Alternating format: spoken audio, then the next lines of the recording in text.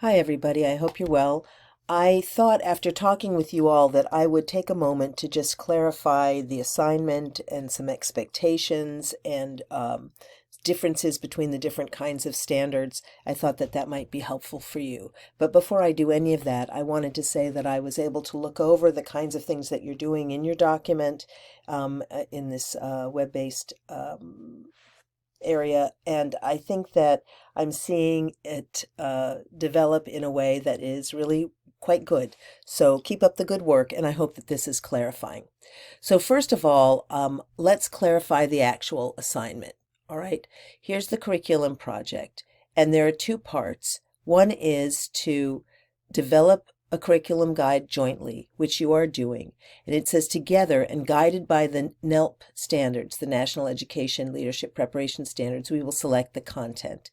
Well, these are the NELP standards, and NELP standards are intended for candidates who are in a program such as this.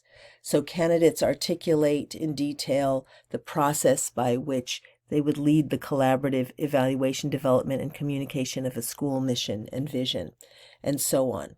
So if you go through these, some of these are more appropriate for your curriculum guide and some are less. And so it might be useful at the beginning to just talk about perhaps the standards that you feel your curriculum guide is really specifically focused on. It may be also that in your sections that you would want to say this particular content or this particular skill or activity is really highly connected to this particular NELP standard. Now, let me talk about P-cell standards, or actually let me go to your syllabus. On the syllabus, on this page, you'll see the objectives for the course, right? And what you're doing here is seeing here I want to draw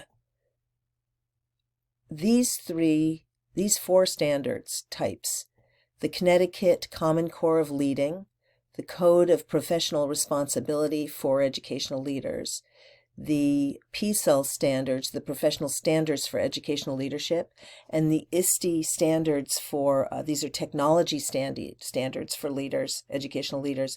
These are all standards that are appropriate for in-service, in-building leaders. So these are people who've received their certification and they're currently in the process of leading in buildings.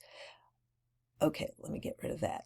This here, the NELPS standard, like I just said, these are the standards that govern you as leadership development students. So these are things that we want you to be able to know and do as students developing into leaders.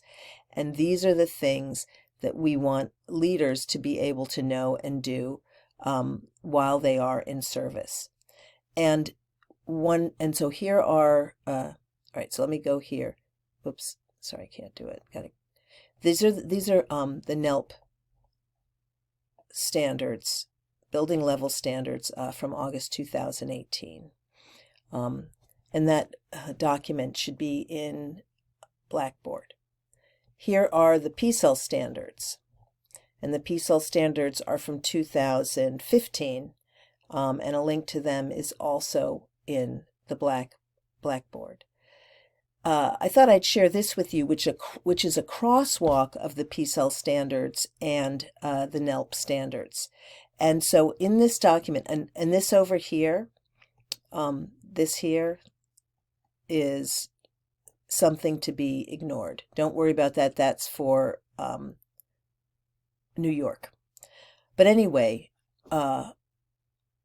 we have the P-cell standards over here, so for in-service currently practicing leaders. And we have the NELP standards here for people like you who are in leadership development programs. And in this particular document, anything that's green between these two means that they're pretty much exactly the same.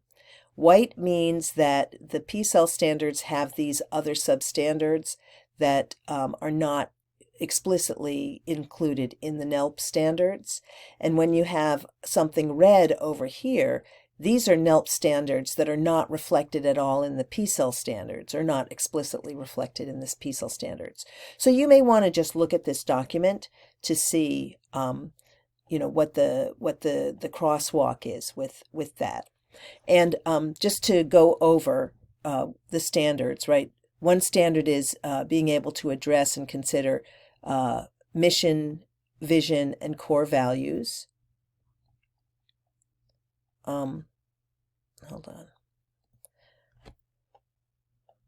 Ethics and professional norms. Equity and cultural responsiveness. And that is something that this is, that does impact specifically on curricular and curriculum implementation activities. Curriculum instruction and assessment, well, standard 4, of course, is what you want to really be focused on. And the PCEL standards here really specifically talk about, curriculum.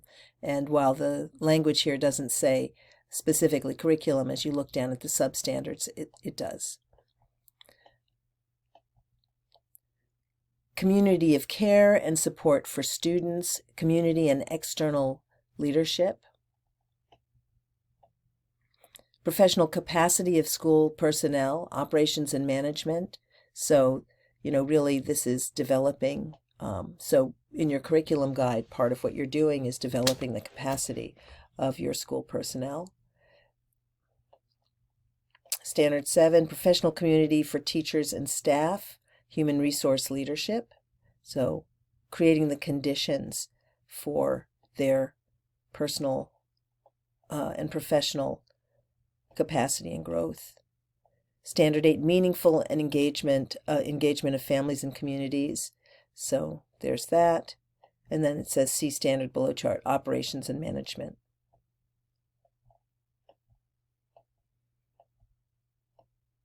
And school improvement, standard 10. And standard 8 is internship and clinical practice for you all when you take your internship. So I hope that that's a helpful document to help you with that part. So I'm going to close out these. Actually, I just won't close them out, but I'm going to go here now. So this is our document, and part 2 is writing a mini paper.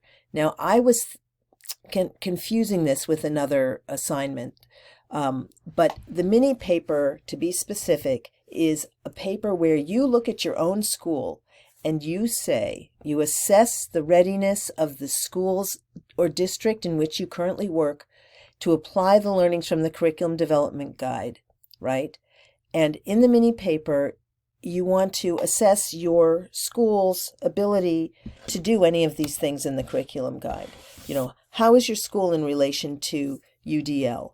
Does your school have professional learning communities that work together on curriculum development or assessment? Does your school use backward design? Does your school have particular content areas that and content area groups that work together to develop or evaluate curriculum, and so forth?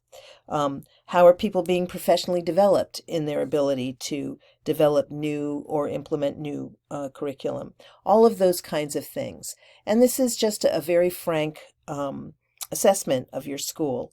Of course, you're not going to be able to cover everything that's in the curriculum guide, so you'll want to be strategic in how you talk about whatever it is that you feel you would like to talk about in relation to the school. And like it says here, you'll specify what school leaders will need to do in order to help lead their colleagues through the important work of curriculum development. So, what do the leaders do? And this I have been pretty clear on, what is this guide going to be useful for leaders so that they can help guide curriculum development and evaluation, implementation, etc., innovation. So I hope that that's helpful. And notice it says to use APA format. I do think that it's good and important for you to maybe draw on some of the articles that we've looked at, or draw on articles that you continue to find yourself, research-based articles, not just citations from the internet.